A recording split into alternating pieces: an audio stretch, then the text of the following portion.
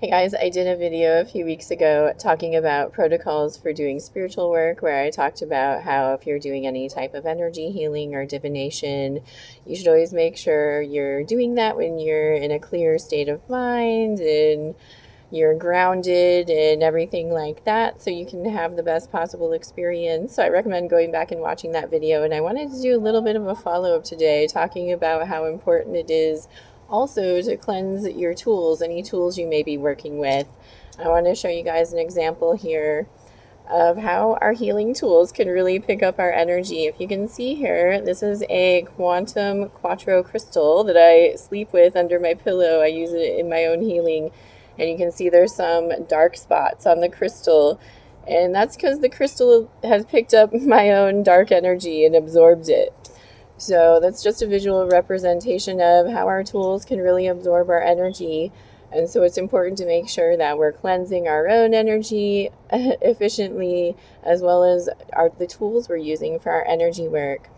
So I always keep orgone energy pyramids around me in my space, because they're going to cleanse that EMF that could be affecting you, affecting how you're doing your energy work.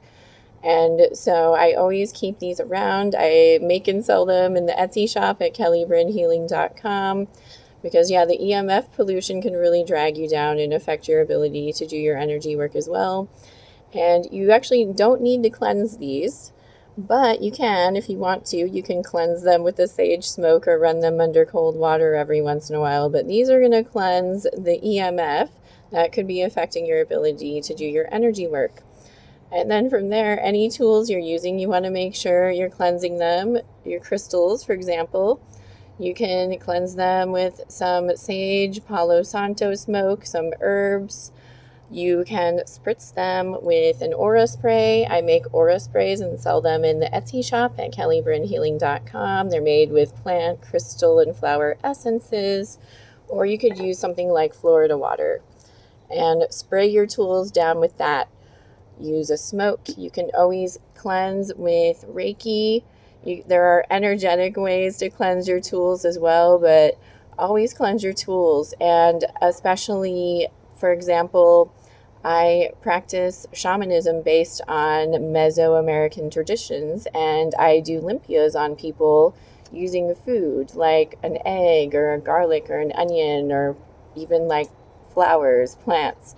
And so another example I wanted to give you is that after I'm extracting that energy from people using the tool, and for example, like an onion or a garlic, you're not going to turn around and eat it after, are you? You're going to properly dispose of it and throw it away. So you always want to be conscious that everything you're using is picking up energy. So you want to cleanse yourself and cleanse your space and cleanse all your tools regularly.